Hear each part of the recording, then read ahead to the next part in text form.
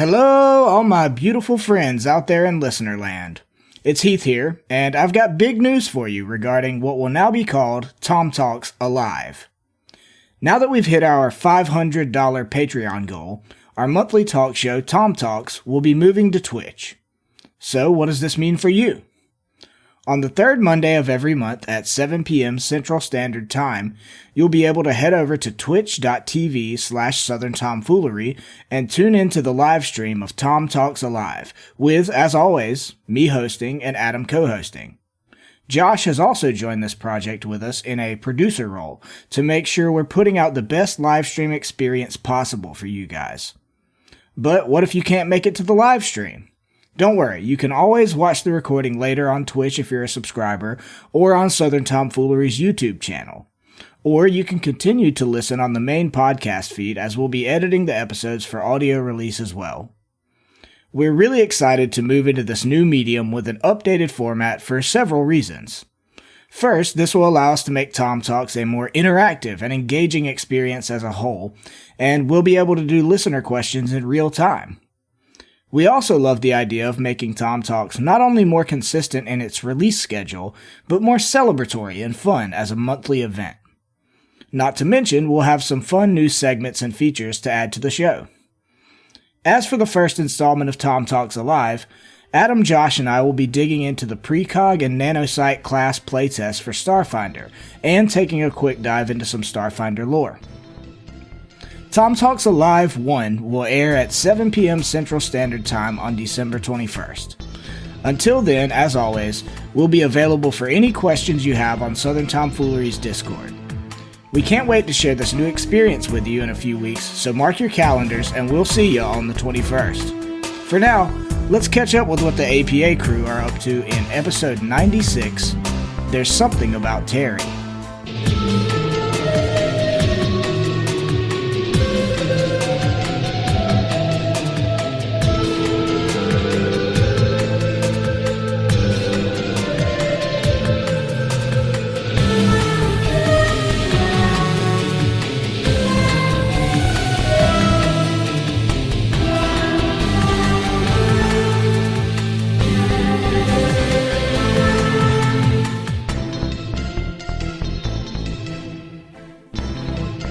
Signal of Screams, Book 1, The Diaspora Strain. The Diaspora Strain. Mailed it in one. Done. Completed. Finished. Dunzo. Y'all did it. I mean, Thank you. Fell did it a long time ago. We've just been playing this out for shits and giggles. Right. Yeah, totally. You know, the thing is like, honestly, I probably should have let you use the signal jammer to shut down the relay signal, but what fun would that be? That's no fun. That's no fun. Yeah. And does your signal jammer, is it of a high enough level to stop a shadow signal? I'm thinking probably not. Like if I had to guess. Is it a signal? No, that's not. Don't come at me with that. That's not the text. You have some very specifics. All right. Hold on. Let me pull it up then. Is it a signal? Let's hear him out. Signal jammer level 3. Okay. This handheld device, originally designed by stewards for military uses, so military use 1 is strong. Is used by corporations and criminals alike.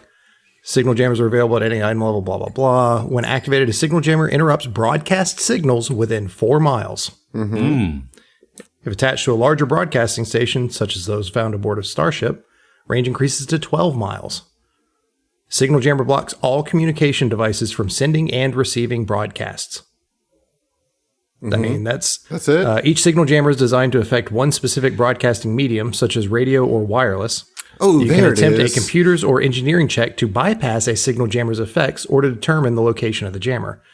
So I think it works. I know there's that bit in there. We don't know what waves it was on. Yeah, we could have found out. There's no magic jamming. Not with Phil. But you know, we have the space technology. Do you though? Orin's magical. Orin's magical. Yeah, I mean, He's a little magical ostensibly, girl. yes. Oh my He's God. a magical little princess. Can somebody please do magical girl Orin like character Here- I art? need that fan art. Here's what I want to do for you guys. I want to The give transformation. all of you an inspiration for book one. For making it through. Cool. So let's go ahead and draw those. Who wants to go first? I guess I will, since no one's saying anything. All right. Here we go. It says it's a Pharasma Save-spiration Oh Lord. from our good friend Steve in New Albany, Ohio. He says, have Adam read the spooky email. Have we already done that one? No, we did the non-spooky email. Oh, let's do it then. Yeah, hold on. I got to pull I'm it up. excited. This is going way back. Hold on. Don't worry though. I got you. Use the search filter. See how What a unprepared our great, GM was what for a great this? time during Signal of Screams to have the Yeah. spooky email. Well, that's what it's here for. All right, here we go. This is long. It's Like you it's said. a long one in parentheses. Yeah, that's why it's not on the card because Yeah. it's too long to fit on the card. But Steve, Mutumbe, Matumbe and Saw on the show. and Saw Moon Isle from that other show. Yes. This is from him to you, Zach. About it. Time and space rip before Orin Vance, opening a crackling magical portal to somewhere, some when. What Orin sees within the sparking miasma rift of magical energy is but inky blackness, with no light but the illumination from your present location and time spilling onto a horrifying scene. A woman, chained to what appears to be a structural support for a small home, blinks back at the portal, nearly blinded by the light pouring into her retinas. She cowers, ankle deep in gore, and raises a hand to block the light's assault on her blacked out eyes and bruised face. In a sickening revelation to Orin, he realizes the hand this poor woman holds up might have done a better job of blocking the light had it still had all of its fingers. It's at this moment, before Orin has a chance to speak to this poor girl, that a previously unseen door bursts open and daytime completely illuminates the room. Standing in the doorway is a 6-foot-tall, wirily built male tiefling whose exposed torso, shoulders, and arms bear all sorts of strange tattoos. I don't know who you are, or what you're doing in my grandmother's home, but stay the fuck away from my girlfriend, he growls, lunging toward the open portal as the chained woman shrinks into the room's corner. Nothing but a blip in the cosmic fabric of the universe, the portal itself begins to collapse, shrinking narrower and narrower. Mid-leap, what Orin sees is an absolutely horrifying transformation. Orange and black striped fur tears its way out across the tiefling's body. His teeth fall out under the explosive pressure of growing canines from within his mouth, and the horns once cresting the devil-spawned skull split open, giving way to horns much larger and much deadlier than he had before. As the height of his leap, the were-tiger reaches his jaws forward for Orin's neck, but the portal crackles shut, disappearing into nothingness, and a single whisker floats to the ground. Orin pockets the whisker. Maybe the fear of this token reminds him can provide a spark of inspiration in the trying times ahead.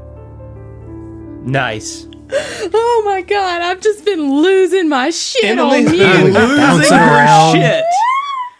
It's a good thing Just your mic was squealing. muted, because good lord.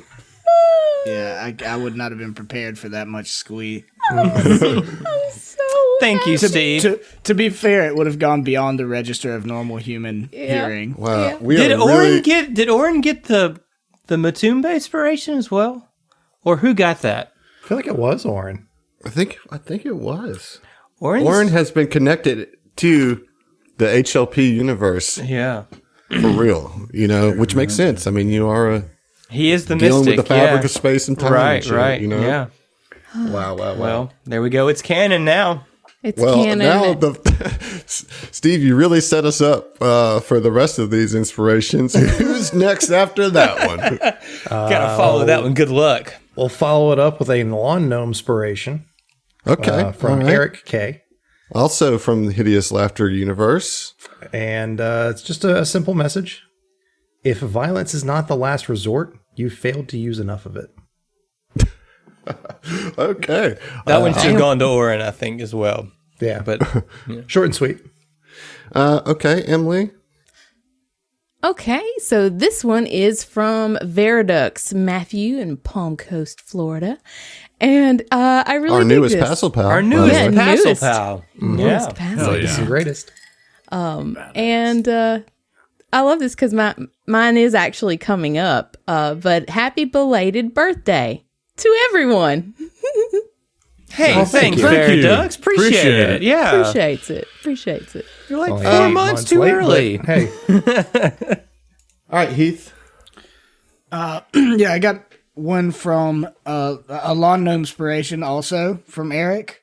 Oh, double down on the Eric inspirations here. All right. It says, someone said, never tell me the odds, but if it's an extra D20, you've got about a 50% chance of at least one of these is 15 or higher. All right. I don't math good. We know. Well, you don't math well. That one too. Well, she doesn't English very well either. But okay. John, what you got? Oh, I got a scratch inspiration.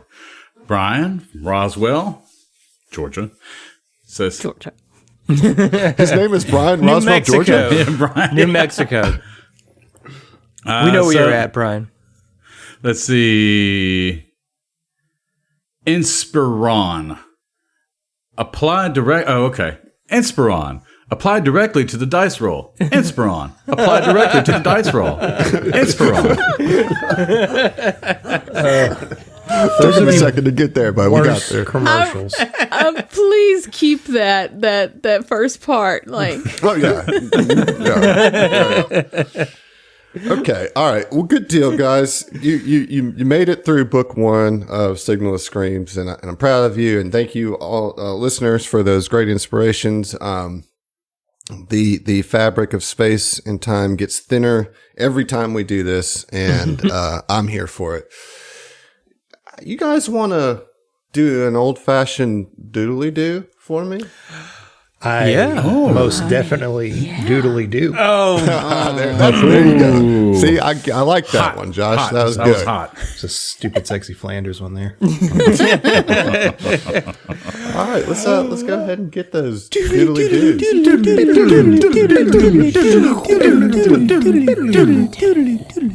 There's a noise. Someone's addressing Kuiper through a milky haze, sounding as if Kuiper were breaching the surface of water. "He's coming to. Please keep it short," a doctor says. Trying to focus, Kuiper blinks as his eyes adjust to the light panels. The angular designs found within the room indicate what appears to be a Veskarium medical facility. A Vesk dressed in formal military wear enters his view. "Evening, Corporal Kuiper. I'm Master Sergeant Kesh, and I'll be your appointed steward for the coming months.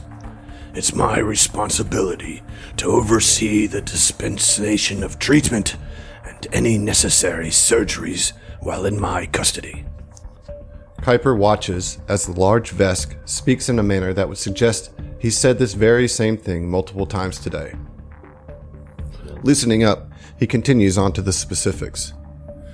"After the combat, a post-battle scan was performed to ascertain the status of any survivors in the surrounding areas. Even then, your signal was masked by the leaking power core of the wreckage. It was only when a hazard team was sent in to contain any explosions that your body was found.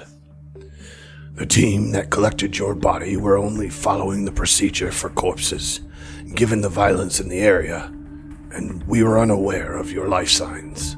Thankfully, someone noticed you breathing." Kuiper's mind is too clouded. It's hard to think, like his brain was replaced with cotton. The pharmaceutical cocktail was strong. He tunes back into the steward. "We couldn't save your arm, likely in the gullet of one of those vermin." He had forgotten his arm Well, rather, he forgot it was missing. A quick scan towards his right appendage confirms the shortness of it. He hadn't really looked at it before. It almost reminds him of a dirty Q-tip with all the bandages wrapped around it. Looking at it, he can't process the pain or any response to its disappearance. Frankly, we're amazed someone survived down there. It must have been glorious. The brass, they're impressed. Parched, Kuiper croaks, "Water," but the words make no sound. The doctor comes into view saying, Don't strain yourself. The fumes from the power core have caused damage to your throat, creating scar tissue. Stepping aside for the doctor, the steward continues. The remnants of the swarm fleets withdrew into the drift, leaving Kestaval in Vescarium hands, with the loss of only 3 devastators. And the countless soldiers that kept the swarm at bay. Kuiper thinks to himself. But instead of saying that out loud, he uses his good arm and points to his open mouth and makes a drinking gesture. A straw comes into view and intrudes past his lips while the steward starts through the door. Oh, and I almost forgot. Congratulations are in order. The brass saw it fit to promote you to sergeant. Keep it up. We might have 2 Patros as high despots, and we'll be coming by to check on you, sergeant. Rest for now. The Vescarium doesn't cast away its soldiers so quickly. Kuiper tries to shake off a bout of exhaustion, but sleep prevails. The time seems to blend between waking and sleeping hours. The delirium remains but for the moment. Kuiper is lucid. A lean figure stands in the corner, keeping his eyes on Kuiper, not saying a word. Every few seconds, he takes a drag from a cigarette. The acrid smell seems to linger in the room, as if he had been there for some time. Kuiper is unfamiliar with this Vesk. His scales are mottled and lack much of the luster from his youth. His clothing doesn't indicate military, and his demeanor is cool and distant. Kuiper attempts to communicate with the shadowy Vesk, but no sounds emit from his throat. He doesn't seem to acknowledge the Patra's struggles to communicate. Growing annoyed, he presses the pager for the orderly to get this Vesk out of his room. Moments later, the door opens, and a Patra orderly tends to his charts and measurements. He had expected the orderly to tell the stranger that visiting hours were over, that the patient requested no visitors, hell, anything would be suitable. Instead, he notices the orderly doesn't even attempt a dialogue with him as a patient. In fact, the nurse was purposefully not looking at the cigarette-smoking Vesk. This person wasn't simply unapproachable. He had influence. Kuiper wasn't treated like a criminal, so it wasn't the hammers. Intelligence, maybe? Before he can divine the reason behind this visitation, he feels an immediate wave of exhaustion. His periphery shrinks and fades. Only the embers from the cigarette are seen now. Then, nothing. We fast forward. In another room, we see the doctor speaking with the appointed steward as they look through a two-way mirror. The pain suppressants are working, but I'm more concerned with his mental faculties. He makes gestures on the datapad, continuing. According to the psychologist, little progress has been made to move forward with his life. The patient appears despondent, even aggressive to treatment. There's been reports from the night staff that he's exhibiting signs of night terrors, reliving the final moments of the invasion. On the other side of the glass, a Skittermander psychologist is making another of countless attempts to reach out to the indifferent Patra. Kuiper's eyes quickly dart towards the Skittermander after some comment. A second later, he gets up and snatches the datapad out of the Skittermander's paws and throws it at the glass, leaving a crack. From the other side, the doctor recoils back, watching the crack in the glass distort the Patra's face. And behind them, a spent cigarette drops to the floor, followed by a boot snuffing out the embers. We fast forward again. It's been a year. A long, tiring year of exhaustive therapy sessions. Today, Kuiper was scheduled for prosthesis integration, a long-awaited milestone in his recovery. In front of him, a holoscreen is tuned to the Veskarium news station covering the completion of the second Conqueror's Forge. The camera makes shortcuts between a speaker and long pans over the attendants.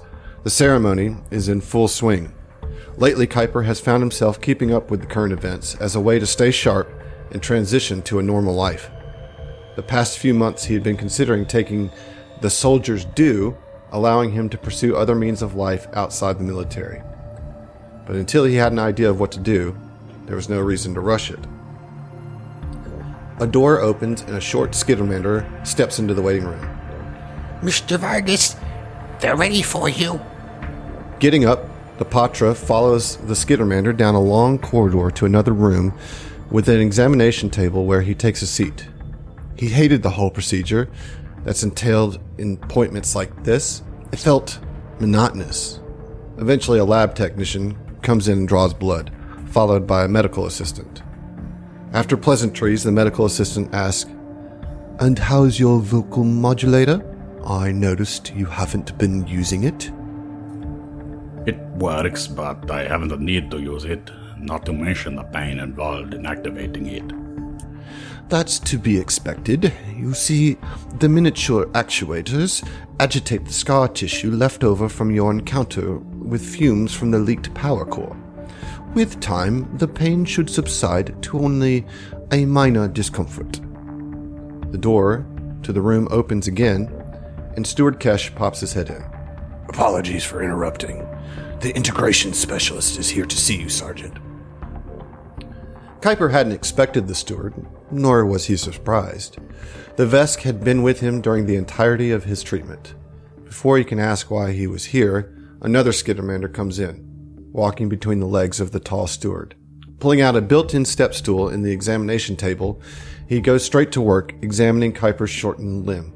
Another skittermander arrives carrying the prosthesis, giving it to the integration specialist, who proceeds to retrofit the device onto his appendage.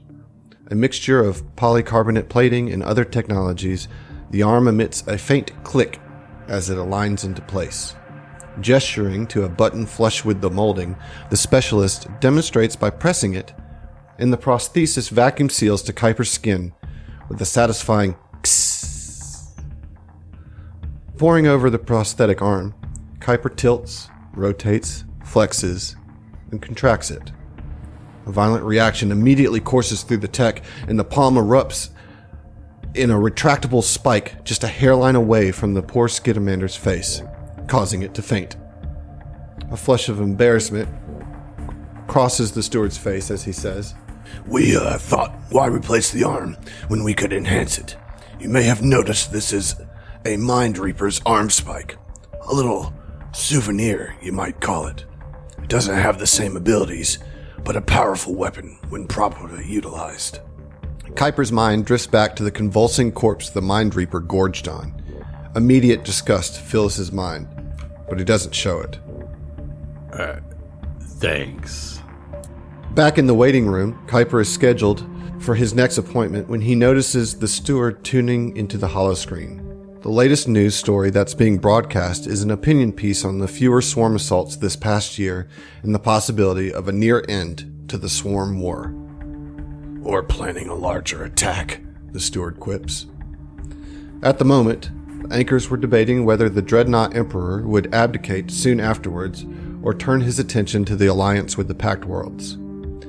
Depending on how this plays out, Kuiper might be placed in the reserves or stationed somewhere out in the vast, guarding some rock. I may not need to apply for the soldier's due. We'll see. Kuiper thinks to himself.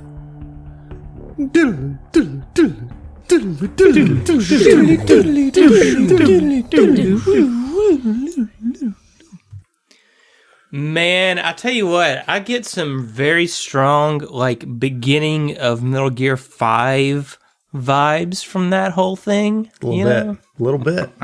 I like it. I dig it. Yeah. Once again, John, excellent work with the backstory here. The Kuiper saga continues to be intriguing. Thank you. Appreciate it. That Vesk voice is a little harsh, isn't it? I mean, yeah. But Tell me about it. we get a little bit more taste of Kuiper. So Yeah. Interesting. we've done inspirations. We've done a flashback. Let's come back to the present for the APA and Kuiper as you guys are aboard the Epic Tracer, leaving behind New Elysium and the mine and the asteroid that both things were on. And I mentioned at the end of last episode that y'all leveled up, so I want you to keep that in mind as we make our trek towards Verces. This is the plan that y'all have decided to take because you are aware that New Elysium was just a test run of a much larger distribution of this signal, this corruption signal. And it's being planned on being released in Verces by none other than Mr. Keon Reese. Eclipse Innovations. Underwritten. Yeah, right. And, you know, if you think about it, you guys haven't had a moment to catch your breath in about 18 hours. Yes, you got a long rest in the mine, but that was a fitful rest. I mean, I think Mike and Kuiper are both still fatigued from that. And, and, you know, while you got a little bit of a rest, I wouldn't say that you got to catch your breath there. And so this is the first time where you guys have had an opportunity to just stop and reflect on what the fuck just happened with this vacation gone bad. And so as we do, I'd like to take this episode to kind of explore the space and talk about level ups and what you guys are doing on the ship. Pilot, can you roll me a d6 to see how long this journey is going to take? Yeah, I was about to say, Orin wants to set a course for Verces, for sure. That's going to be a 5. 5. All right, so it's going to take you 5 days. 5 days to get there. Okay. All right. Well, yeah, Orin punches it on, and I guess we head into the drift, huh? Yeah, now, my question is, you know, once you plot the course, is this a, oh my God, we need to rest, like we need to go, everybody's tired at this point? I mean, you just ran out of New Elysium. What's the immediate plan after the course is set? Well, after Orin sets the course and plugs us into the drift, he's going to look back at the crew and be like, y'all as tired as I am. Yeah, yeah, man. Absolutely. Do you have any quarters for me? Mike snores. He's already asleep. Already. Just Mike's just straight leaned up. passed out in the gunner's chair. Yeah. I think we've got more than enough rooms for all of us. Yeah. And Wait, hey, just real quick, do we have a spare room that's not Zeno's room? Yes. Oh, yeah. I was going to say, like, looks around at everybody and is like, Captain. Because we're leaving Zeno's room exactly as it is. That's again what I'm doing here. Okay. Hey, Captain, you want to show him to his room? You know, make sure it's, you know, one that hasn't been used yet. Yeah, Make sure it's not room 5. It's not room 5. Bless it. Ziva kind of nods at Kuiper, and so I'm looking. We have this really awesome ass ship map. In my head canon, Ziva's quarters are one of the 2 officer quarters, 14. which are larger. She says with her pinky out. Yeah, it is straight up. I mean, she is the captain, the you know? Yeah. And I imagine the other officer's quarter is probably left empty for possible, like, you know, special guests or something like that. Do you guys agree with that, sure. Cannon? Like for a dignitary of some sort, maybe. Yeah, That's fair. It's Sedona's room. So not Kuiper. Yeah. It was. But, yeah, so we're leaving Zeno's room intact, but we're not going to leave Sedona's room, huh? Well, okay, so the way it is that there are 8 cabins, and then there is a common room that has bunks. That would be More like a barracks type setup. yeah. Almost. Yeah. I don't know what that would be called on a ship. Well, we all get our own room. Yeah. Right. Considering this is our primary residence, really, you know. Right. Well, that's what I'm saying. So even with y'all having your own room, that leaves 4 regular cabin quarters No, I'm sorry, 3 if we're leaving Xenos. We're leaving Xenos intact. Door's locked. You can't even go in there. Okay. Ziva would take him to the one closest to the kind of the dining area where we all talked last time, the closest empty one, and be like, feel free to make yourself at home. Rest, and we will talk later once we've all had a chance to catch our breath, yes? And Kuiper's just kind of like checking out the new digs and kind of just lost in his own, just not really looking at the captain. He says, agreed. I need my beauty sleep. And it's just, I as well. Then, good night, Kuiper. Good night. And what all does Kuiper have on right now, actually? Kuiper is just in his normal combat wear, which is basically just his he keeps. I mean, thankfully he's got the reconfigurable clothing, so he's always like ready. But there's no overnight bag. That was all on his old ship, which is kind of why he's a little cranky about that. Yeah. But he's just really just carrying his weapons and anything that he has on him in his pockets, his jacket. That's it. She'd leave him and kind of step off for a moment, a few minutes, and then a few minutes later she would come back and knock on his door.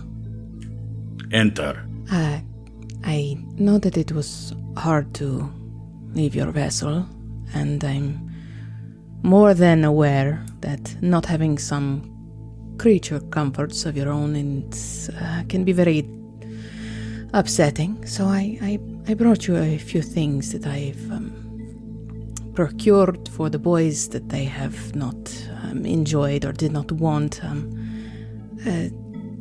Please, until we can get you more suited. And she basically has like a bundle that she hands over, and if you kind of unwrap it, there's like this really soft like chenille blanket that it was wrapped in, and there's like a toothbrush. It's like a little care package, and there's like some pajamas and on the very bottom of the pile there is an olive suit with a navy gold and green plaid tie. She's like, I thought that maybe one of the boys would wear that for the gala that we had, but it didn't really fit any of them, but I felt like it would work for you. And so as she's explaining, he's just pinching the bridge of his nose, thinking about the vessel. But, he just said, he looks at it and he says, you have impeccable taste, and these clothes match my eyes. I very much appreciate it, and I believe the hospitality officer in me would see that this is very genuine. You appear to treat all the guests that come aboard your ship to the same manner. Is this correct? Well, we certainly try to be hospitable, and I feel like you... And she kind of like gives you a little up, down, and smile. She says, I feel like maybe you are more than a guest to us. But please, Kuiper, take your rest. We will talk later. She'd pat your shoulder and head out. He just nods.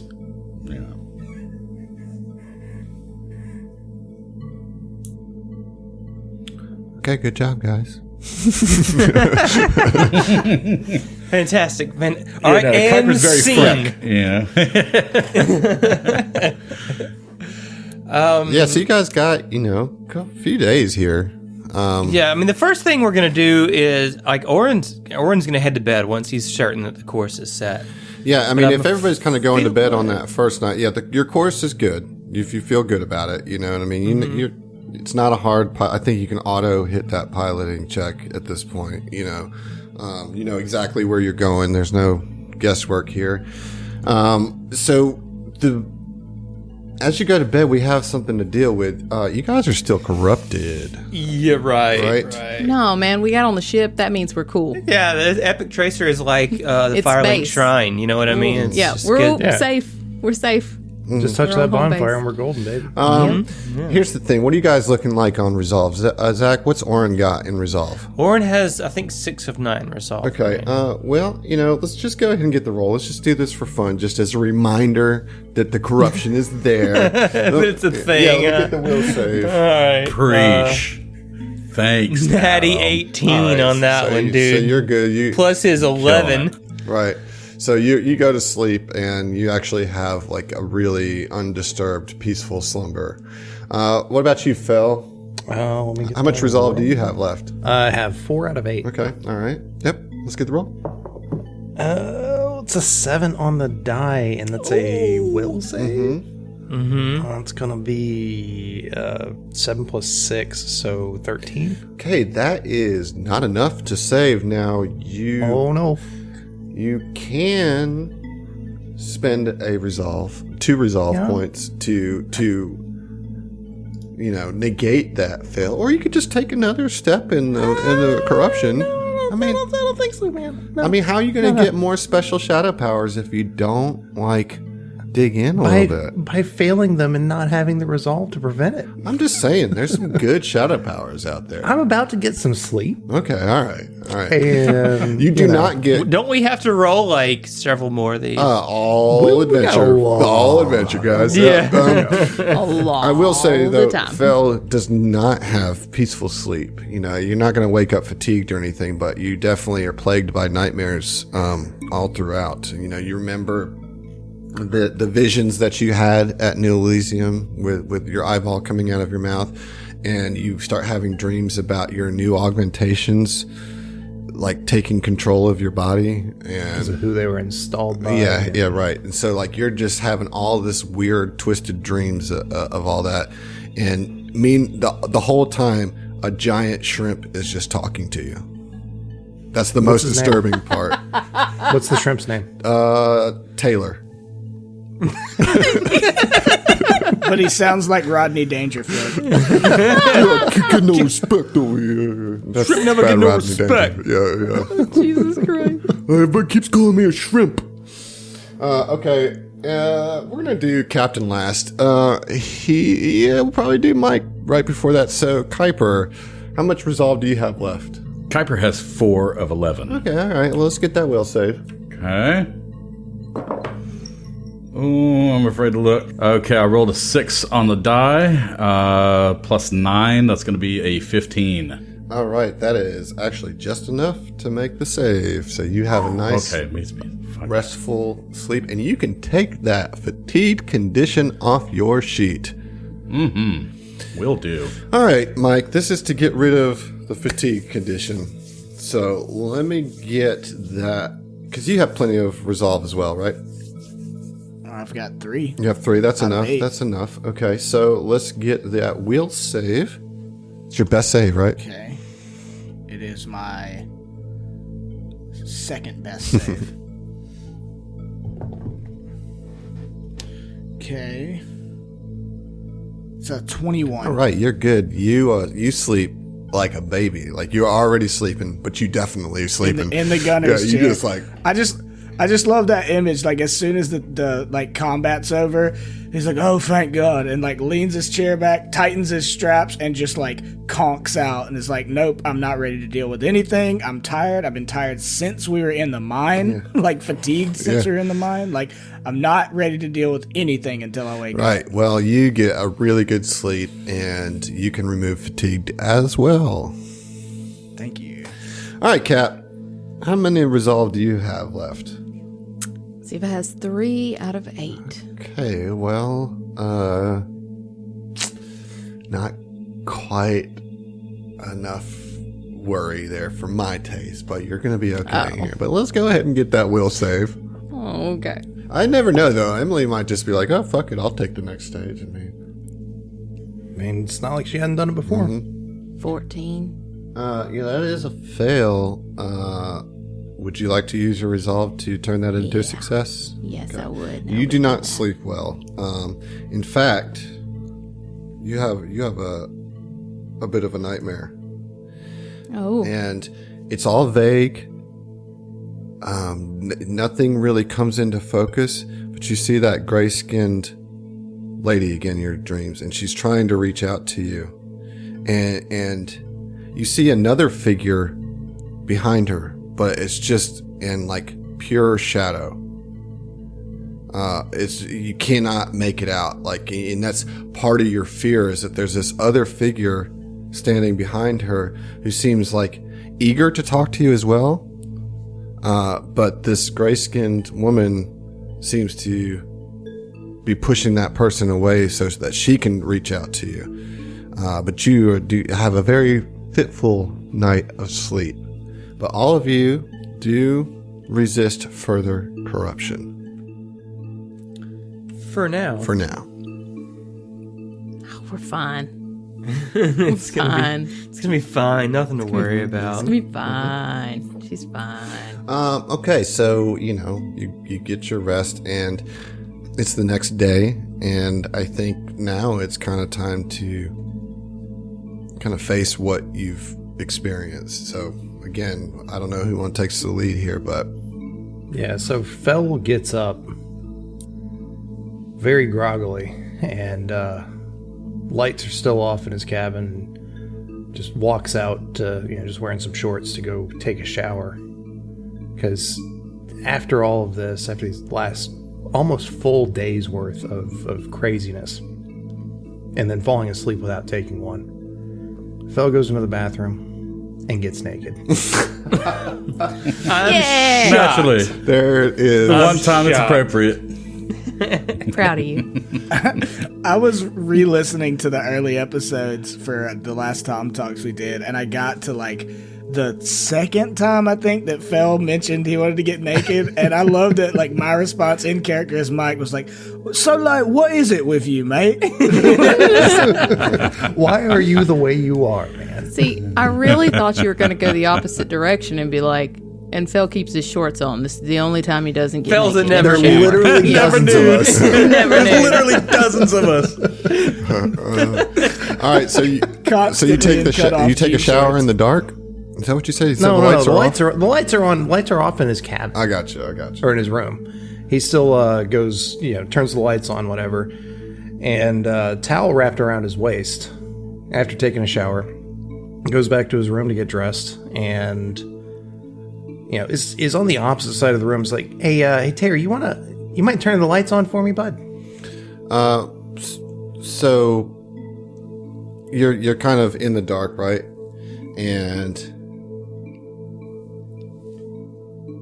you're waiting on Terry to turn on the lights. And Terry, lights, man. the lights come on, and Terry is standing right next to you. A visualization of Terry says, "Hi, Fell. It's good to see you. What the? What? Do you like my new form? I made it for you. That's not weird at all. I hope that my diagnostic meets your approval." Yeah, I guess, man. Are the lights bright enough for you, Fell? I can turn them up higher or lower. No. This Wait. is fine. What? How? So you see Terry. What does Terry look like, Adam? Let's see. What does Terry? So Terry looks like Timothy Chalamet. Am I saying that right? Chalamet. Chalamet. Yeah, there you go. So Terry is cast as Timothy Chalamet, and he had black hair, but with like a silver streak, like right down the middle of the hair. Wearing a sharp spacesuit, like not like a three-piece suit, but like a sharp spacesuit, kind of jumper type deal. It says Epic Tracer on the breast, and on the other side it says Terry. But he's very, very pale, and his eyes are kind of unsettlingly red. And I don't mean red as in like evil monster red, more as in computer red. What do you think, Fel? Do you like this new look?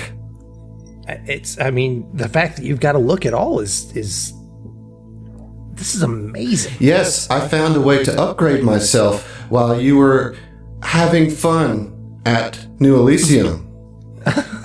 Fun. Yes. Fun? Yeah. It was a vacation, right? God, I got so much to fill you in on. And Fel just dumps his memory, like on his exocortex, to the ship's memory to share his localized version of what Terry, like his local AI, has experienced with the ship AI, Terry. Oh, Terry 1.0. Bless his heart. Yes, well, it seems as if the vacation did not go so well, did it, Fel? No, not so much, man. It was, Well, look at the bright side. You have this. Yeah, Terry, I tell you what, let me get dressed and That's we'll see unnecessary. Oh, shit. Damn. Terry gonna kill you in your sleep. I don't know what to do. It's like your skin looks so good, I'll make a suit out of it. So mechanically, though, Adam, Terry is basically like a hard light projection. Oh, yeah. Why don't you tell me? This was your idea. I'm running with it in a much different way than I think maybe you anticipated it, but... Very much so. You ask Adam to yes and Yes. something, and you Yes, better be he careful does. what you're going to get. You know? Yep. I'll give you a yes and this fuck is you. one of the ship upgrades, correct? Yes. Okay, so tell me about it. Okay, so this is a Mark I holographic projector for a virtual intelligence. And a virtual intelligence basically is what we've been doing and flavoring Terry as before there were rules for it added in the Starship Operations Manual, I believe. So now there are actually mechanics to back up what we've already been flavoring for the AI, or now the VI, in that he has a physical form through this holographic projector. It's basically hard light, can interact with things, flip light switches, turn things on, can act as a crew member for combat and such, as well as having his own personal stat block. So he's effectively bound to the ship, can only get so far from it. I don't remember the exact distance. Don't based worry, on the Phil. level. I don't want to go anywhere. I'm not talking to you, Terry. This is Josh explaining I have mechanics. meta intelligence, Josh. I don't like it at all. Yeah, so that's what it is mechanically. But how is Fel reacting to this? Because this was in fiction. This was not something that Fel had didn't ask for instructed this. to Philip to upgrade on the ship. This is something that we did kind of outside, but in fiction, this is a surprise to Fel. Fel is astounded that he has created this AI that's now a VI, I guess, that has taken it upon itself to give itself a physical form of sorts. Like, Fel is just over the moon that something that he's worked on or something that he was, building has expanded or has grown to have its own sentience, basically. But is also a little bit weirded out by how he turned out. He says, "Would you like me to put on the B-52s?" Maybe not at the moment. Okay, that's fine. Can I just try to shake your hand? I've never had physical contact before. You know what, Terry? I'd be honored to be the first person to shake your hand. And he sticks out his hand.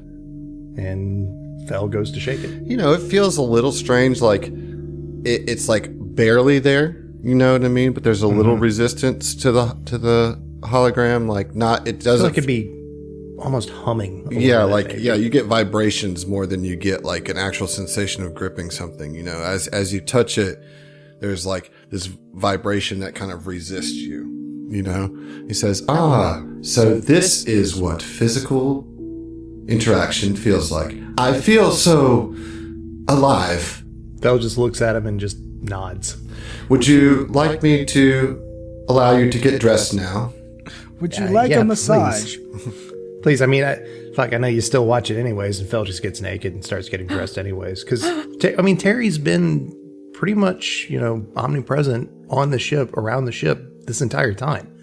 Physical form, whatever, Okay. Yeah, so that's... And also Fel's basically Terry's dad. Okay. Which makes this so much worse. Oh my god. In a weird sense. Yeah, I was going for weird, but you took it to another level there. All right, so that's Maybe Terry creepy. 2.0. It's still 6:30 in the morning. Terry 2, the Terrying. The Tarrying. Yeah. But yeah, so that's, Fel's morning. And I think probably just going to go to the galley and make some coffee for the crew. I don't know who else is up, what's going on. You see Kuiper perched up top above the refrigerator, What? reading. Perched on the refrigerator? Yeah, perched He is on the a cat, refrigerator, after all. Yep. Yeah. reading. That That's tracks. right. Is there enough Like high clearance up places. there? I don't think there's enough clearance on a starship on the top of a refrigerator. Maybe on the How counter. tall Yeah. is he? He's just curled up, Yeah. really, like he's Nestled just, up. He's just This is my squeezed in. canon. Sitting That's there, his bedroom. Tail flopping on the side of it. So, Yeah. I'd say it's still morning. Fel hasn't had coffee yet. Probably doesn't notice him. I'm not even going to try a perception check, but I'm going to say he doesn't notice him until like his tail flits and he Right. sees. Oh fuck, man! What are you doing up there?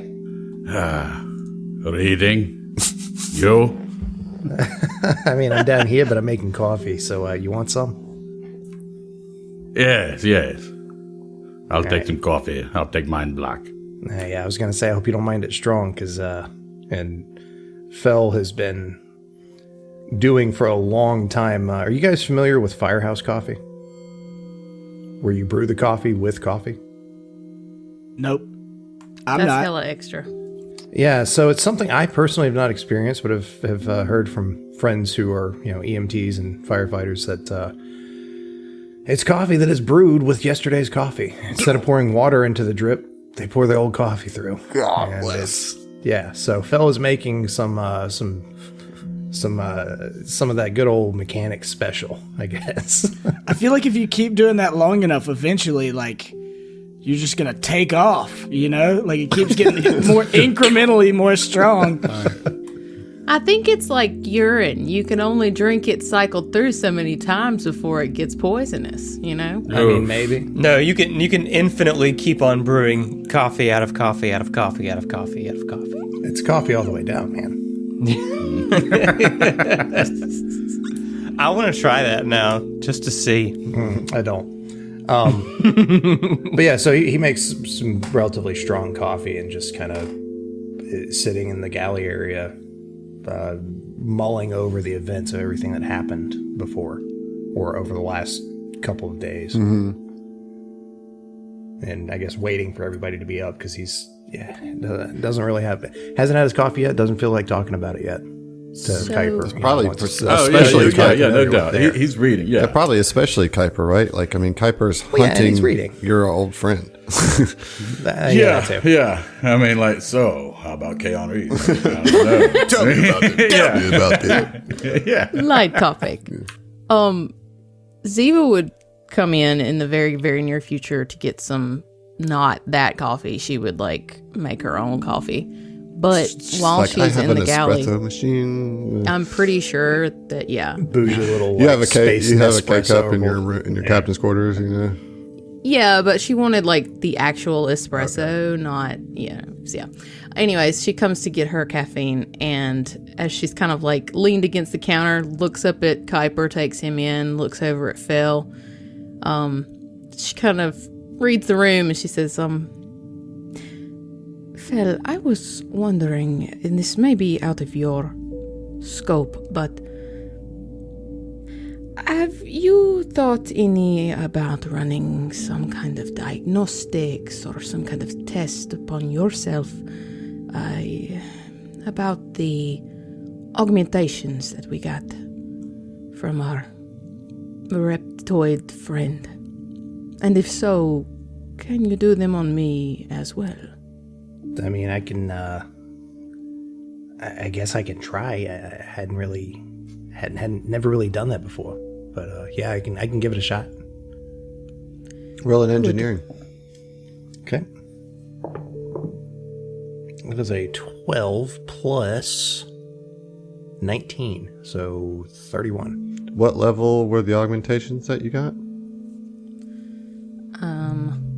Hold on, my dark. Mine was a level 6. 1 second, I'm sorry. Yeah. Kuiper's curious, but he's not saying anything at this point right now.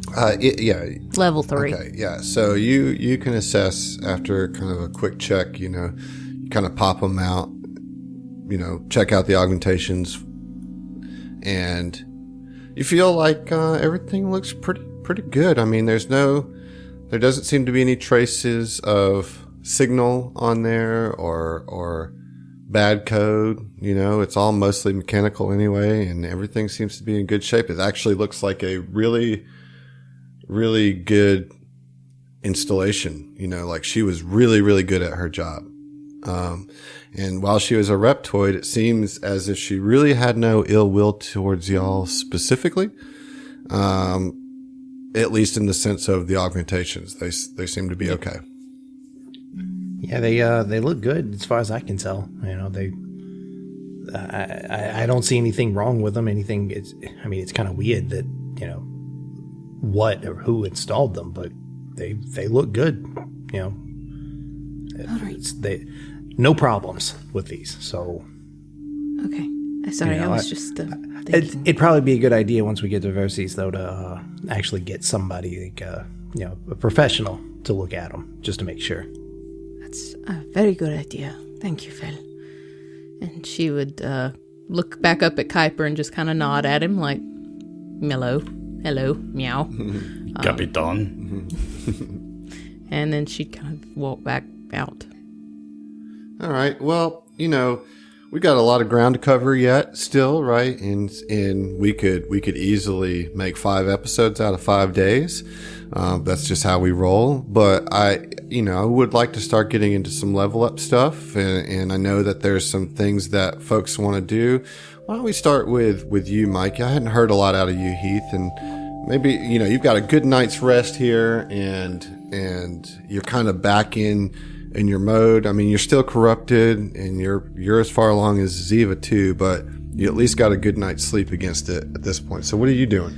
I think in the morning, once people start going to like the bridge or wherever the coffee room is, they're probably like getting near enough Mike that he rustles and wakes up, yawns, stretches, and he's like, oh, all right, I'm gonna go get a fucking shower. And not to be too shower-centric, but that's what people do in the morning.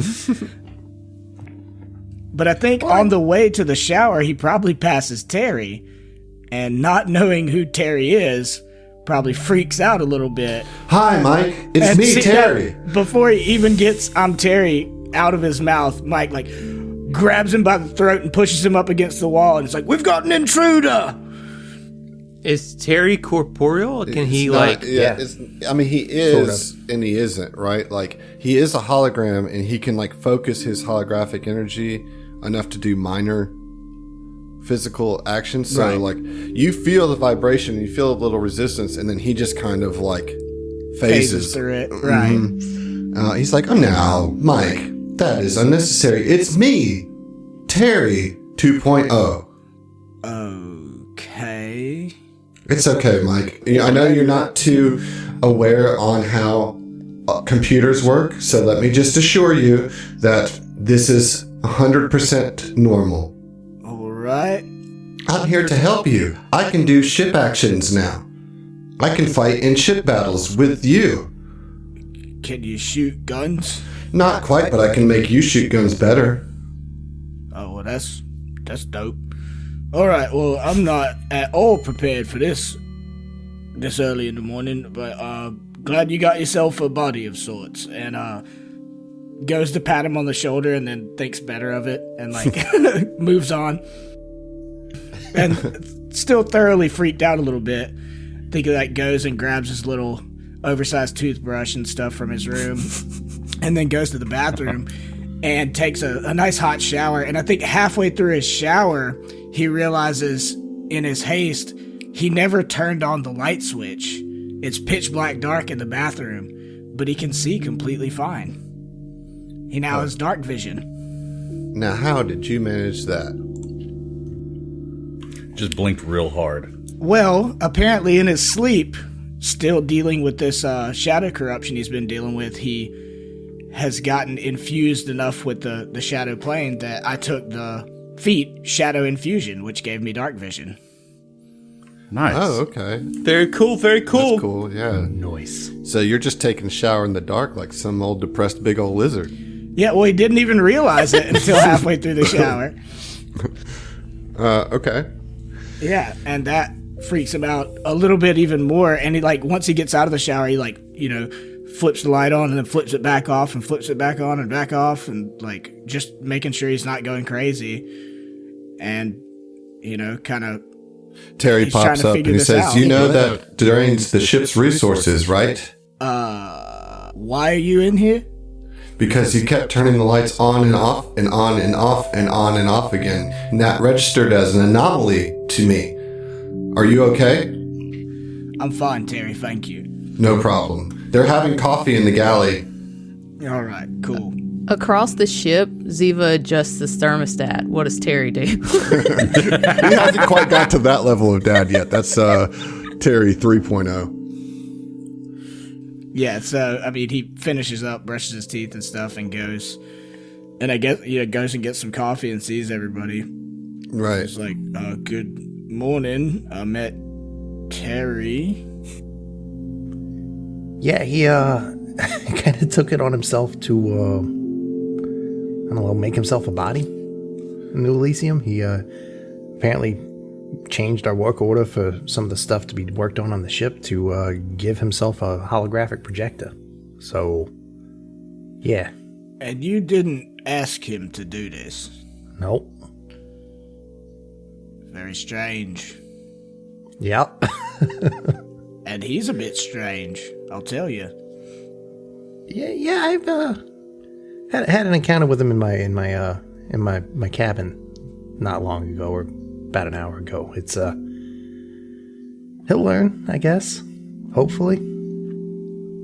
About this time, Orin moseys on into the galley. Is Kuiper still on top of the fridge? Yeah. Yeah. He's still there. So Orin, I mean, I don't need I'm pretty sure Orin can like passive perception that he just looks and groggily is like, so you've made yourself comfortable. And then did looks, I take your seat? no, man, no, you can have it. And then he looks to the Terry hologram and says, what the hell is this? It's Terry 2.0. I'm Terry 2.0. See, like I said, Terry 2.0. Hard light projection, he decided is going to be a thing that he wanted a body, so now he's got one. All right, Terry, don't be weird, okay? Too late. I'll try.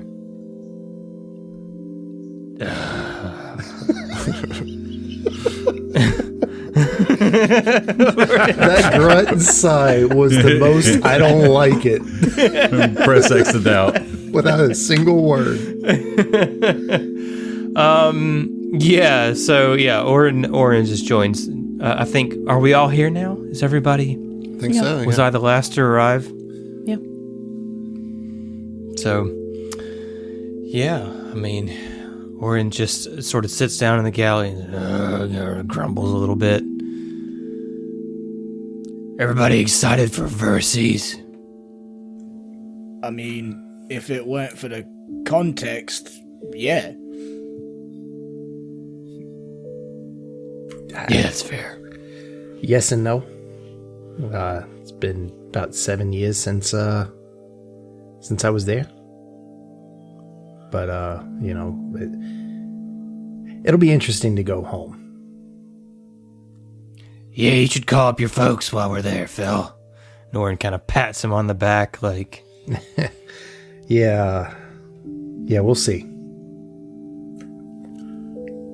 We need to be discreet. And he's just popping out, and says we need to be discreet once we arrive. Many of these corporations, they don't share our interests. Yeah, you got that right. Well, considering I used to work for the one that's now trying to, I don't know, space book the planet to death or some shit. Yeah, I know. Well, I'll leave the discretionary protocol to you fellas. I'm not too good at that, but yeah, I mean, if we can keep our heads down planet side, I mean, we gotta find out where we're going. Yeah, we're heading to Kuvakara. Yeah, that's a big city, though. Yeah. Can I do like here's the thing: is recall knowledge, Kuiper, or do I know? Kuiper knows exactly where Eclipse Innovations is. He's already told y'all that he's been there before. Yeah. Right. So he's just going to interject here real quick, and he said, "Yes, it's a big city, but what's more logical than to start at the headquarters of Eclipse Innovations?" Sounds good to me. Now, Mr. Reese has gotten a huge lead on us, so I imagine that this will still be difficult to track him down. Yeah, but I don't know. People and their habits, This is true. We can. I mean, hell, your job. Yeah, it's kind of what you do. But I've got. I don't know if he'd go back to any of the old haunts from back in the day, but maybe. I wouldn't hold my breath. If you know any of these old haunts, let's revisit them once we arrive. Yeah, absolutely. How's everybody doing? And Orin says that doing very knowingly, and he kind of makes eye contact with Ziva and Mike. You got a lot of fucking nerve asking me how I'm doing. Well, I lost my fucking ship, so I'm doing great. Yeah, but at least you got off that fucking rock. And I appreciate it every day that I'm off that fucking rock. Fel tries to change colors or change the tone of his skin, and it still doesn't work. And he's like, "Well, I mean, look at me. I'm fucking hideous." You look like yourself, Phil. I can't change, Orin. My skin doesn't change anymore. Look at these scars. This is not me. And I'm going back home, back to a place where it's cultural norm to change to fit into the situation, the place, the social whatever gathering thing you're doing, and I'm stuck like this. Well, I mean, to be fair, scarification's a bit of an augmentation, right? So shouldn't you fit in? Not quite, man. I wish that this was something normal there, but it's not. So I'm a little bit concerned about being there in this state.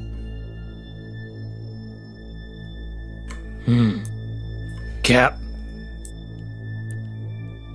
And this whole time, Ziva's been sort of propped up against the counter, and she's holding her tiny espresso coffee cup. And as she's kind of been listening to Fel, I mean, if you were looking at her, you would probably notice Orin, because I imagine you're looking for it. but like where she's kind of gripping her cup, she's also pinching like her hand, like simultaneously, trying to hide it, kind of just kind of almost a nervous tick kind of Why thing. don't you roll a sleight of hand opposed to Oren's perception on that? Oh, okay. You know, I got a plus 20. Yeah. Oh my god! I mean, my sleight of hand isn't terrible, but it ain't a plus 20. No, that's gonna be 31. Dirty 31. I rolled an 11. All right. Well, you definitely notice her kind of like pinching like the inside of her, the webbing between her thumb and her forefinger, just almost unconsciously, just kind of like, and it's like turning white around that, where the rest of her hand's kind of turning red, but like right where she's pinching, you can tell that she's pinching very, very hard on that kind of pressure point that exists right there, just to feel it. Yeah, so Oren grumbles, and he looks right at Ziva and just holds eye contact with her for just a little too long, like he's saying, "All right, I see you, dog," and but doesn't call her out. It's too late. Doesn't call her out in front of the group, She would break the eye contact and look back down at her coffee as she says, "I'm doing all right. How are you, Oren?" I've been better, but all things considered, I'm all right. Good. Takes a sip of coffee. Push her out the airlock. As is tradition. As I guess people start milling back to conversations, Ziva would use limited telepathy and to Oren say, "When you have a spare moment, I would like to speak with you." Oren just makes like a real slight nod and just, goes back. Do we need to like discuss our game plan for going to Verces, or are we just gonna I think you just did kind of really. Okay, cool. Yeah, Yeah. and I mean we've got a few more days too where we can. The other thing, Oren will look to Mike and then to Fel and say, I think I need a hand refitting Yazaloya's armor for me, if you guys wouldn't mind. Yeah. Sure, Mike and I can take care of that, right? Well, no time like the present. Let me make a smoothie and we'll be on our way. Well, before that, though, Mike, about what happened down in the mines before we really got into them proper, and felt very concerned and almost not looking like he's going to cry, but like looking really just almost a little bit misty-eyed. Looks around and, guys, are we murderers? Was that everything that happened there? Was that wrong? I know the place was wrong, but did we did the best we could, right? It was us or them, Fel. And as Fel's asking this, he's mostly looking at Mike for reassurance because of the encounter that he had with Mike and the disagreement in the moment. And after a night's sleep and time to shower and wake up and coffee, it's kind of hitting him. Mike, looks at you and it's quiet for a few seconds and then breaks eye contact, looks down and says, "Yo, you did what you had to do. Don't sweat it, mate." And I feel like you probably aren't super convinced by that, but that's what he's saying. Well, I mean, coming from Mike, though, who was the one that brought this idea up in the first place, yeah, it means more than I think Mike would think it does. Or maybe more than Heath thinks that it would. Yeah. Well, I mean, I think you probably get the sense that he's kind of wrestling with that too. That's a good question. I like that though, Josh. That's good reflection there. And then the blender kicks on. I've made smoothies. You need a good balanced breakfast for the day. I know you have lots of things that you want to do today. Who wants banana whale polyp smoothie? Oh, right here. Yeah, I'll take one. All right. Well, look. So the agenda for today, we're gonna help you fix your armor, right? And then I need to hit the training room. Not, gotta stay sharp. I think I'm gonna join you this time, Mike. All right. Well, let's get this armor fitted for Orin. Yeah. So I guess we do that. Yeah, you do that. Yeah, you do. I mean, yeah, we don't like. All I want is refitted, and then all of my Upgrades. upgrades put into it. Yeah, essentially. Yeah. Right. Ziva would just kind of head to her room for a little bit. She's actually waiting until the gym is free, because she doesn't really want to be around y'all when she works out. Okay. Rude. She has her reasons. Kuiper, what are you going to do during this trip? So Kuiper is actually in his room.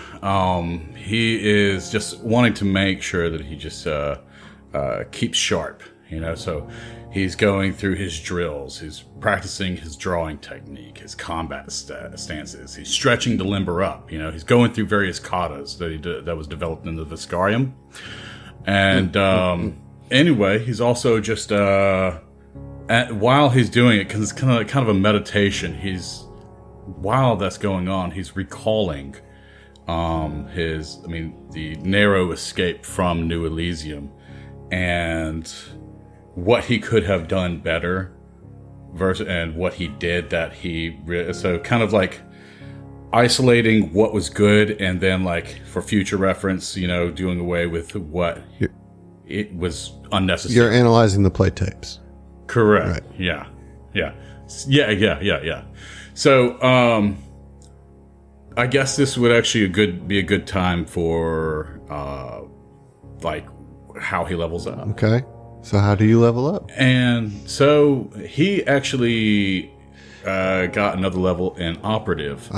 And Terry says, you're an operative 7.0? not bad at all. What the hell are you doing here? Yeah. I'm sorry. Is this weird? Okay. Is this one of the weird things? Yes, it is. I'm sorry. Please leave. Okay. And he just evaporates. And he takes uncanny agility, which is part of his operative.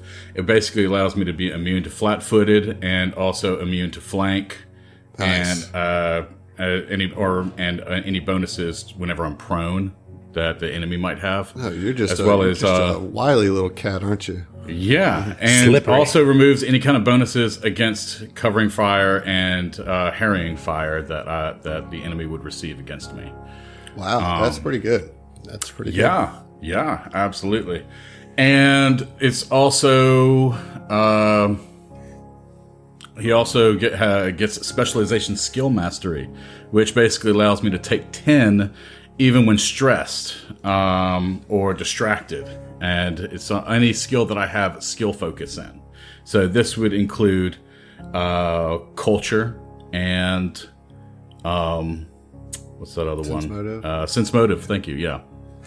And so that is pretty much. Oh, and for his feat, he took extra resolve because this seems like the. It seems like you guys need resolve in this campaign. Yeah. Funnily enough, I think we do need more resolve. So. Awesome. Well, I love that level up, and I'm glad to see more operative.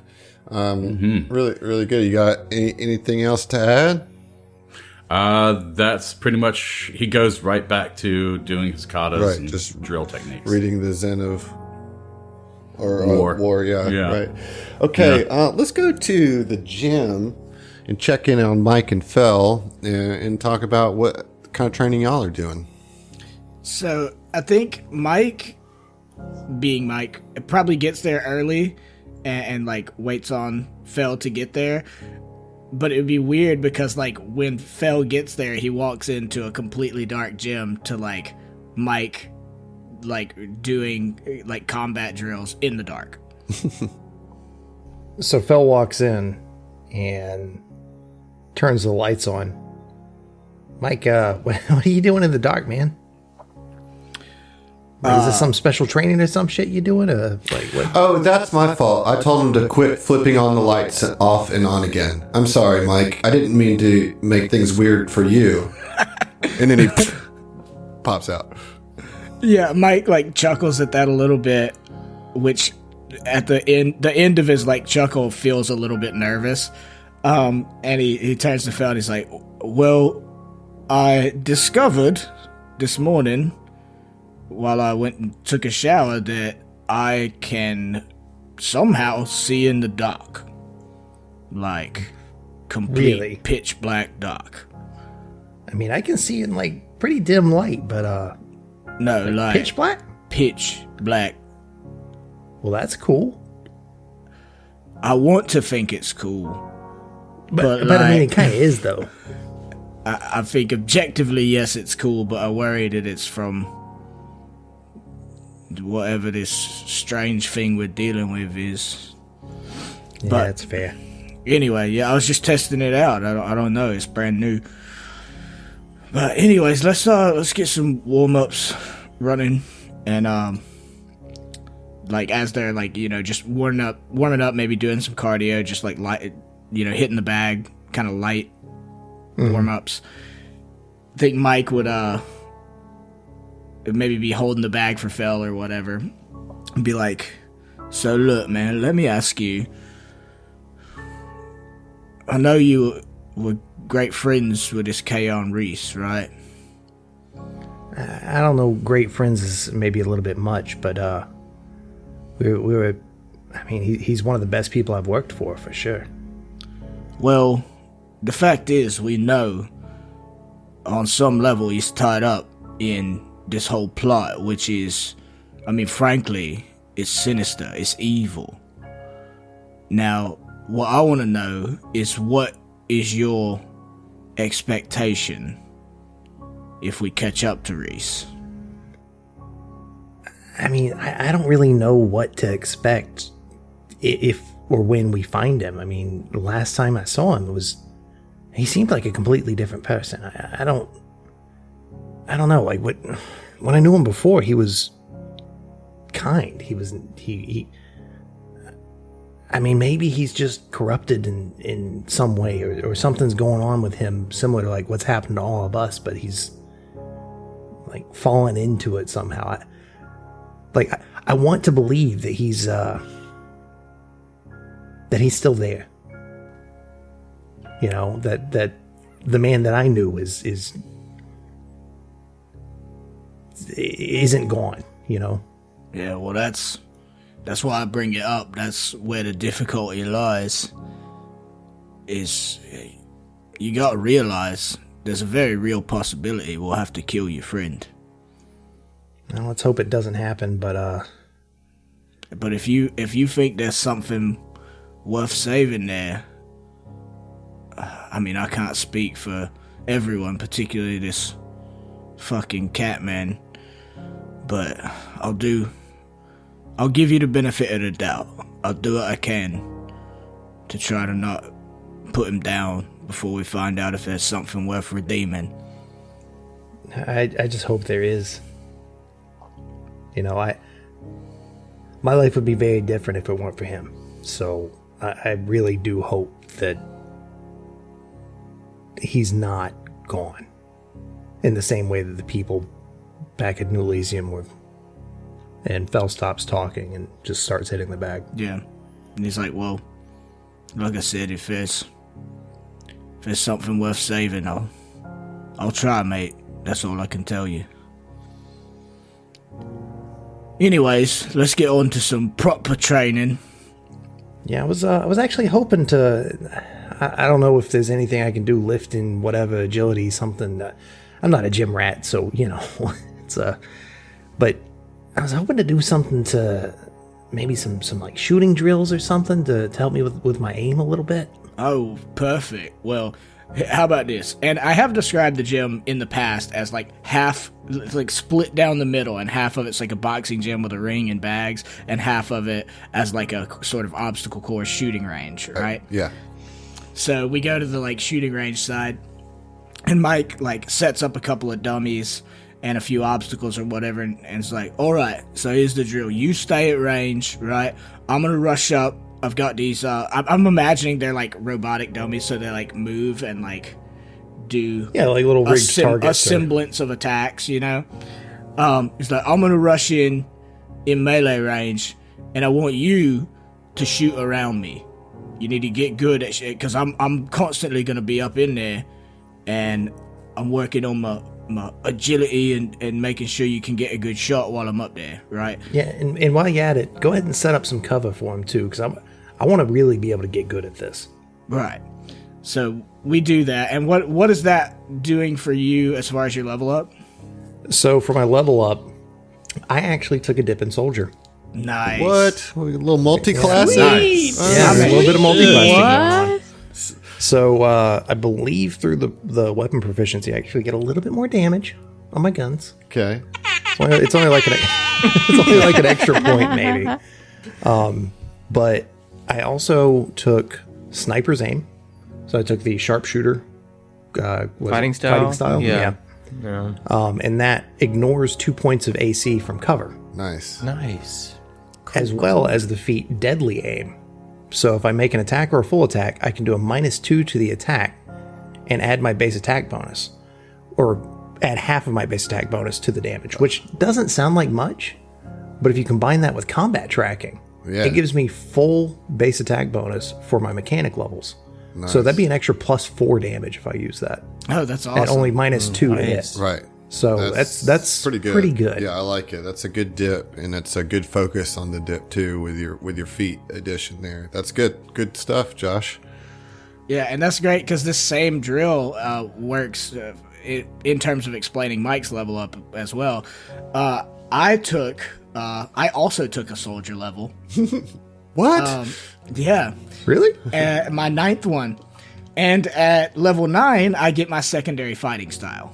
Oh, cool. Sweet. Right. Cool. So I've been wanting to take this fighting style for a long time, and I took the squad fighting style, which is basically the be a better teammate fighting style.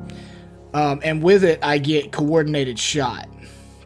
So when you are threatening a foe with a melee weapon, any ally that has line of sight to that foe without you granting cover gains a +1 bonus to ranged attack rolls against that foe. So, as long as I'm not, like, interrupting your path, you get a +1 to shoot these dummies or enemies. This is Very nice. some very cool synergy going on right here. Right, I like right. it. That's I thought so too. So I took that. I took the feat, the dark vision feat, which is why I was training in the dark when I got here.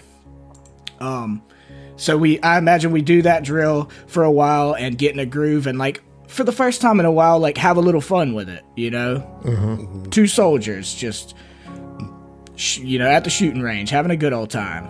Yep. And I think when we get, after we get good into that for a couple hours, Mike, I imagine he's like the personal trainer here, like guiding both of us through what to do. Mike's like, all right, so before we get out here for the day, let's split off. You keep shooting them targets from cover, whatever. And you see Mike, while he's saying that, is going and he's found a bunch of like big like wooden planks, like 2x6s and like doors, or and is just propping them up and starts football charging and busting through these doors. Because as part of my first fighting style, my armor storm, it got upgraded and I got smashed through. Oh, shit. Doors are no longer a problem for this crew. Well, as long as you don't mind destroying them. Right. I was gonna say, have you met us, Adam? Well, So- I mean, I'd say you took the right thing here, So smash through gives me a +4 to break through doors, but it also gives me a +4 to my bull rush. So Nice. now I am so good at bull rushing now. You Like, could this be is- a Brutaris player. Right. Well, I planned out these last 3 levels have been planned out to get me the max score I can get at that one combat maneuver. Nice. You'd be charging folks. Right. All right. I like it. So you guys kind of make your way out of the gym after a long day. I imagine this kind of actually takes place over 2 days to really get the skills up. But you have this bonding experience, and probably go have some drinks, maybe in the galley, watch some movies or something. Maybe you show them Baby's Day Out. Classic. they're not. Those two aren't watching that. Yep. Got it. They're watching like Rocky or some shit. You know what I mean? Like thinking Phil's maybe never like seen Rocky. Or no, Southpaw. There you go. Yeah, right. I was thinking maybe a Buzzblades game, or is that too soon? I still have their rings with Yeah, we're me. gonna cut on that one. We're gonna go over to Orin. Yeah, so Orin will also go to the gym. I mean, that's what it's for, right? For training. It's sometime, when he's by himself. And Orin will, kind of thinking about the chase and everything that they needed to do to get off of New Elysium is going to be focused on movement. And he's going to be kind of doing sort of Tai Chi-like exercises. Very slow, deliberate movements and quick bursts of fast movements. And as he does these like really fast movements, like this purple cosmic energies, kind of like tracers behind his form, and it's almost like you can't even tell where he is. But essentially, I took the mobility feat. Finally took mobility. I cannot believe you just took haven't me taken 9 levels, mobility but I yet, got there. I took it. And he also took a new spell, haste. Oh, dope. So that's going to be a lot of fun. So that's gonna be you're a just lot like of fun. running around in like crazy circles in the gym, just like yeah, I mean, he, like I said, it's like controlling his speed is what he's really focusing on. And as he kind of cools down from that, he'll sit down and he'll, sit crisscross applesauce and meditate some. Okay. And as he meditates, he focuses inward on kind of, the cosmic weave and the light of Ibra, and really focuses on that. And as he does, very, very slowly at first, like not like the burst of activation of Starlight form, but a very slow build up of Starlight form activates, and he's unaware of it as he's focused inward. And when he's in Starlight form, again, he's just not even focused on the physical plane, really. He starts floating, lifting up very slowly, because he got Starflight, this form, and he can now fly in Starlight form. I don't like it. Yeah, I do, though. I do a lot. And yeah, as he's focused on that light of Ibra, suddenly this darkness starts creeping in the periphery and starts like threatening to swallow that light. And he kind of freaks out for a moment, comes to and grabs his solar mote and activates it. And as it does, it's not quite the sort of formless blade that it was, but when you level up, you can change the appearance of your solar weapon, and this time it's much more solid, it's much more visible. It is a purple katana, because I've been playing a lot of Ghost of Tsushima, and I can have a katana, why not?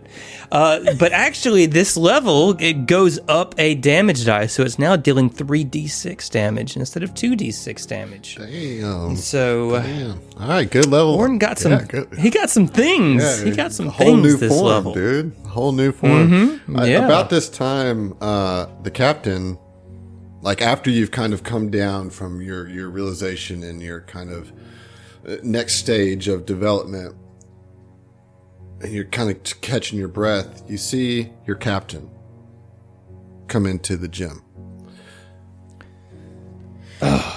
Cap, and Orin will just dismiss his solar mote. What? Hey, what you doing?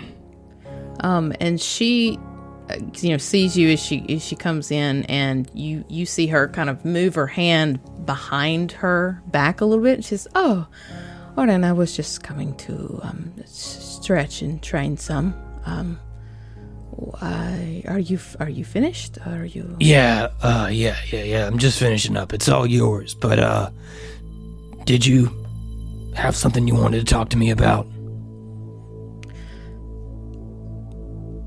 And she would, from her hand behind her back, she just sort of exhale slowly and just drop part of what was in her hand, and it's the chain that she got. Gokami's shadow chain, huh? Yeah. And she would kind of look down at it for a second, just sort of half coiled on the floor, and it's still, in the handle in her hand. And she would look back up, and I mean, you can probably see it pretty easily. I mean, she's kind of shaking a little. Okay. And she'd say, Oren, how do you deal with it? How do you keep the darkness out? How do you... Well, look, Cap, I don't do it alone, that's for sure. I have faith in Ibra, and I know that they'll guide me through. But the closer we get to this, the harder it becomes. But you gotta fight, Cap. You can't give in. I'm not gonna lose you too. And she would just kind of smile, sort of weakly, and she'd just say,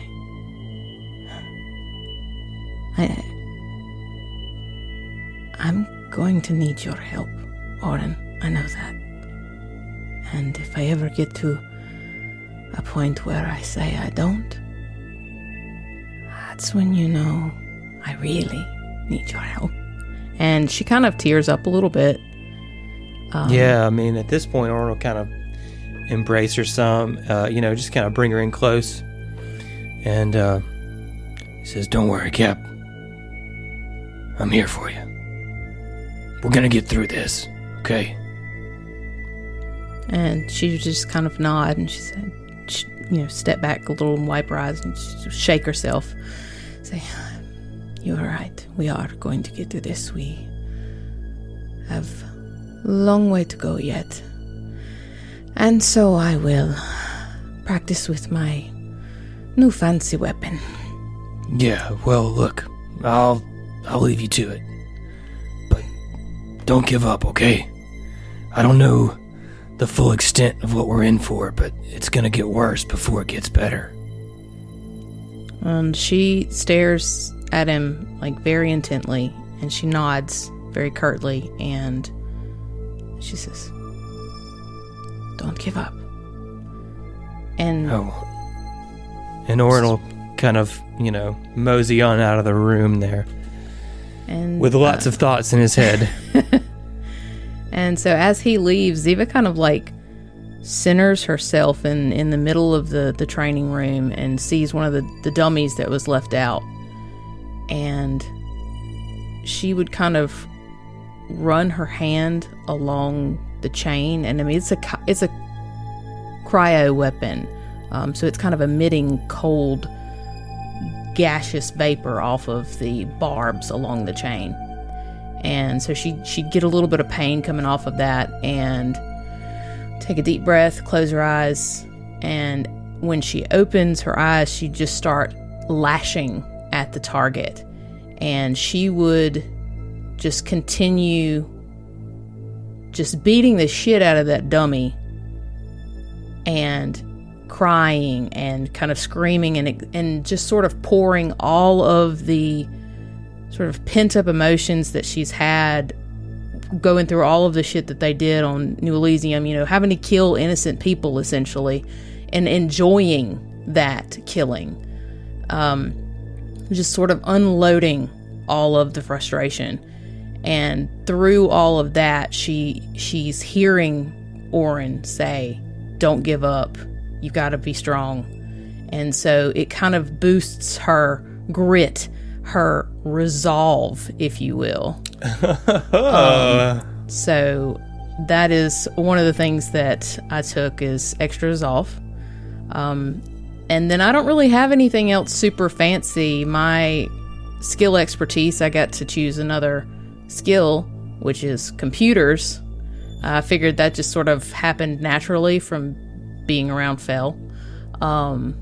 But that's pretty much what she does. She if she's not eating or actively in a conversation with the guys about something, she's just sort of working herself to the bone in the gym with the whip. Terry shows up in the gym and Jesus says, Christ. "Oh, I see that you've taken an interest in computers. That's great. I can help you with that if you'd like. But first, now that I'm Terry 2.0, I'd like to officially request to be part of your crew, Captain." And Ziva's just like panting, and she spins around as, he first started talking. And she's like,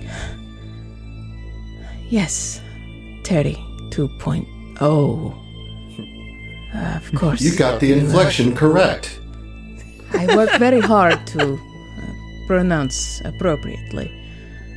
Yes, of course, you are a member of this crew and should officially be acknowledged as such." I think you and I are going to get along very well. That's wonderful. Please don't kill me in my sleep. Why would I do that? Is that something that I should do? No, it's not. That was a joke. You'll get those better when we converse more. Don't even worry about it. All right. I think you're being weird now. I'm going to leave. But thank you, Captain. I will serve you well. Yeah, good job, everybody, for real. That's good. So, your trip takes Short. Your trip is short. Thank you, Trip is Zach. short. I appreciate that. So, it takes 5 days, and you guys are kind of doing all these things over the course of the time, having conversations, reflecting, all that stuff. Of course, each night that you go to sleep, the corruption attempts to sink its claws into you further, but considering you all have your resolve, you're able to resist it quite easily. That doesn't mean to say that you don't have, you don't have some disturbing nightmares on nights, and you relive the things that happened in New Elysium. You relive the things that have happened to you when you were fighting the Aslanti. You relive the things that happened to you prior to joining the Epic Tracer crew. It seems as if all of your traumas and baggage just manifests in these dreams, and it's disturbing. What I think probably the most frustrating part about it is that you can't do anything about it. The most you can do is keep it at bay. Well, on the fourth night, you have this really peaceful slumber. Nothing disturbs you. That was sus. That was so sus. And so we pull back from the camera, or the camera pulls back. It kind of floats around and looks at each one of you. We see each one of you in bed, just laying there, sleeping peacefully. Terry's only lurking over a couple of you. Yeah, Terry's staring over the bed. Yeah. No, but you are all, this is, on the fourth night, it's strange that you all are not tossing and turning, and the camera continues to move through the Epic Tracer. Everything's quiet. And it pulls out, and we see the Epic Tracer in full, moving through space. And while you all sleep, in front of the Epic Tracer, a large black mass of shadow seems to expand in front of the Epic Tracer. And it starts to envelop its tendrils around the Epic Tracer. And your ship just keeps moving forward, and it goes into this cloud of shadow and disappears. And we'll see you. Wait. Hold up. Excuse me, sir. This is a Wendy's. Yeah. Okay, This is a you can't Mercy's. just- you- Excuse yeah. me. But Adam, that's not what we wanted to happen. Yeah, we were going to Mercy's, not Shadow Blob. This is yet another ploy